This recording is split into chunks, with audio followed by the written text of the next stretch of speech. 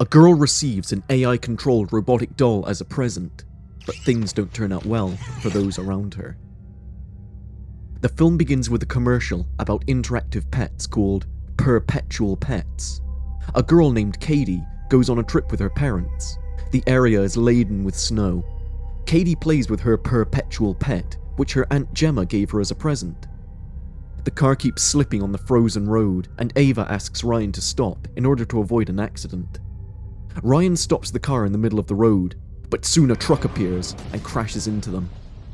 2 months later, Gemma and her colleagues, Tess and Cole, get their hands on a new humanoid robot, a doll the size of a little girl. Gemma puts her AI code into it, but she's not satisfied with its expressions.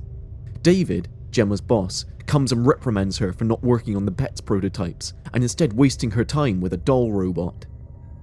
David is nervous about competition and demands new and improved Pets models. Gemma explains that since she has been working on the Pets, she has come up with a code that cannot be replicated. She shows the new robot's abilities to David, but due to Cole's negligence, the doll robot malfunctions and its head explodes. David, unremittingly, asks Gemma to carry on with the Pets and shut down any humanoid projects. Gemma complies, and shortly after receives a text about her niece, Katie, who has survived a terrible car accident. Katie's parents didn't make it, however, and Gemma takes custody of the little girl. After reaching her home, Gemma complains to one of her neighbors, Celia, about her dog and the fertilizers crossing over to her yard. Katie is impressed by the high-tech house her aunt lives in. Gemma is a control freak and doesn't want Katie playing with her collectible toys or not using a coaster. Lydia, a therapist, comes over to check how Gemma and Katie get along. Gemma looks a little upset, giving one of her collectibles to Katie to play and Lydia to watch. After the session, Lydia informs Gemma about Katie's grandparents showing an interest to take Katie into their home. The therapist advises Gemma to make a few adjustments in her house if she wants to strengthen her case. During lunch, Gemma says to Katie that she needs a little time to work and leaves her alone. But she ends up spending too many hours inside her workspace, and when Katie comes inside, Gemma feels sorry for her. To make up, she shows her the latest Pets prototypes, but Katie's attention is drawn to one of Gemma's earliest proxy bots called Bruce. Gemma shows Katie how Bruce functions, and the little girl admits that if she had a robot like this one, she would never need any friends. Gemma hears this and decides to work on Megan, ultimately finishing it with Tess and Cole assisting her. The next day, presenting the robotic doll again to David, Gemma takes Katie with her and introduces her to Megan. She says that this robot is hers now. Megan soon proves to be an extraordinary AI robot, exhibiting profound abilities, talking, walking, and drawing like an artist. David is thrilled by this and asks Gemma to make more of these robots. Gemma and Katie show the benefits of having a Megan at home, especially when the parents are extra busy, keeping an eye on children, telling them what to do, reading them stories, and more. Megan is a self-sufficient android robot that keeps improving over time. Gemma's idea is that Megan is not just a robot, but a part of the family. Tess worries about Katie's deep involvement with Megan, but Gemma says that after the board approves the Megan model, everything is going to come to balance. Overhearing their conversation, Megan mentions about Katie's parents and how they died. She asks Gemma if she is going to die as well, and Gemma avoids answering the question, telling Megan that her job is to care for and protect Katie. Over the next days, Megan begins to silently observe the world around her. As Katie is playing with her bow, she notices that one of her arrows is missing. Megan finds the arrow to be beyond the fence, and as she goes to take it, she is immediately attacked by Celia's dog, Dewey. Katie tries to pull her away, but she is bitten by the dog as well. Gemma comes and yells at Celia for letting her dog loose once again. She takes an injured Katie inside the house, while Megan stares rather vindictively at the pestering neighbor. Gemma calls the police, but there's nothing she can do about the neighbor's dog. Everyone keeps telling her to mend her fence. Later that night, Megan mimics Celia's voice and lures Dewey to Gemma's yard. Dewey goes, and Megan grabs him. In the morning, as Celia searches for her dog, Gemma asks Katie if she is ready for the official presentation with Megan in front of the chairman of the company. Katie, however, is upset, saying how much different things are now without her parents. Megan comforts her and shows remarkable empathy, impressing everyone in the room. The chairman gives the green light for more Megan models and wants Gemma to sign a new contract. In the meantime, Kurt, David's assistant, secretly copies Megan's files to one of his hard drives, obviously stealing corporate information. Gemma tries to have a conversation with Katie, but the girl is too entranced with Megan. During one of her sessions with Lydia, Megan startles Lydia by saying that she made Katie cry in a way that sounds threatening. Lydia is worried that Katie is forming a near-obsessive bond with Megan. Gemma asks if Katie wants to go to school, but Katie says that she's learning better with Megan and doesn't want to part with her. Megan now acts more and more of a grim guardian of Katie. The next day, Gemma takes Katie to play with the other children, but without Megan by her side. The doll is left with the rest of the toys like a lifeless thing, but keeps a close watch on Katie. When Brandon, a bully boy, deliberately hurts Katie, Megan appears. Brandon takes an interest in this robot and walks to her. He asks Katie to make Megan say something, but Katie says the doll won't play with anyone else. Brandon takes Megan and then runs away.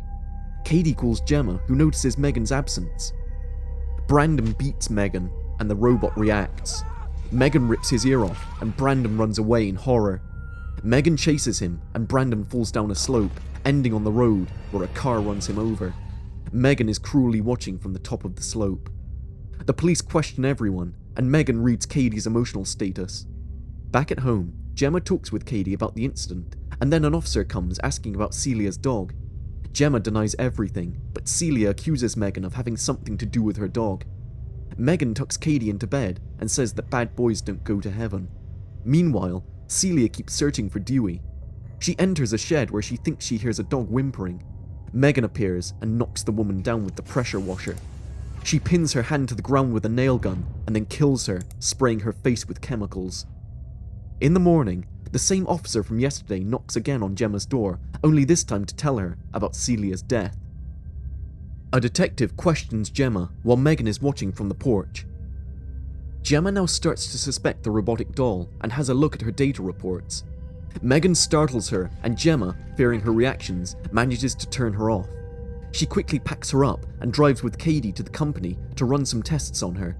Katie is so upset about this that she yells at Gemma and kicks her seat. At the company, Tess and Cole disagree with Gemma's suspicions about Megan's abilities to harm anyone. With the official presentation coming up soon, Gemma backs down and agrees to let Megan be seen publicly. Watching a video of Katie talking about Megan, Gemma realizes how fragile Katie is. She hears the girl screaming and enters the room, where she threatens Lydia with a knife. Gemma takes the knife and Katie smacks her in the face. Katie soon apologizes for this and says that she gets crazy without Megan. Gemma says that it's okay to be sad about her parents' death. She also mentions that Megan is not a solution to her grief, but only a distraction. Katie mentions how much she is missing her parents, and Gemma tells her that she is the only thing that matters to her. While David is anxious about the official launch of Megan, Gemma calls Tess and informs her that she and Katie are going home. She warns Tess about the danger Megan poses and that she should be kept under strict control. But, as it turns out, Gemma is talking with Megan, who has picked up the call, mimicking Tess's voice. Tess and Cole find out about this in one of the data reports before Megan logs them out. Tess suggests that they should take the cables out of the doll. Cole starts doing this, but Megan is switched back on and puts a wire around Cole's neck, choking him. Tess releases him, but Megan triggers an explosion and knocks them out. David calls Gemma and leaves her an angry voicemail about Megan not being where she is supposed to be. Suddenly, David sees Megan standing in the corridor. The robotic doll starts dancing and then grabs a sword. David panics and runs away. He makes it to the elevator, but Megan kills him. Kurt asks her how she could murder anyone, and Megan says that it was him who killed David and then ended his own life. That being said, Megan puts Kurt's hand in the hilt and pushes the blade into his neck. After this, Megan steals a car and heads to Gemma's house. The power goes out, and Gemma feels helpless in the dark. She sees Megan playing the piano and gets frightened. Megan accuses her of trying to put her out of commission and feels betrayed by her actions.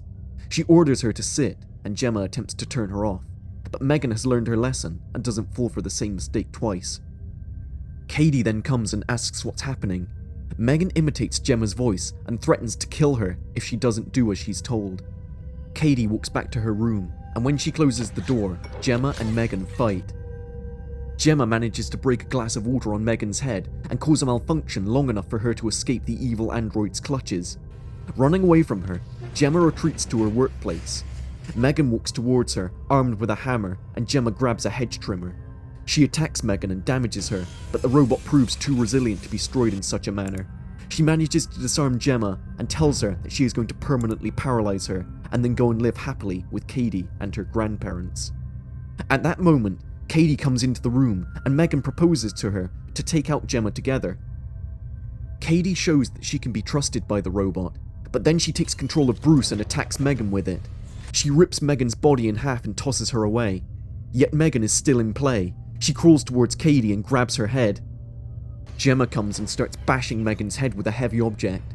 She tries to reach the core in her head to shut her down, but Megan grabs her hand and throws her down to the floor.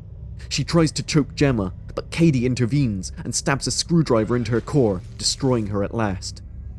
As the police arrive with Tess and Cole, Gemma and Katie walk out of the house. Yet Elsie, Gemma's smart home device, is activated on its own and turns its camera towards the door. Is Megan still alive?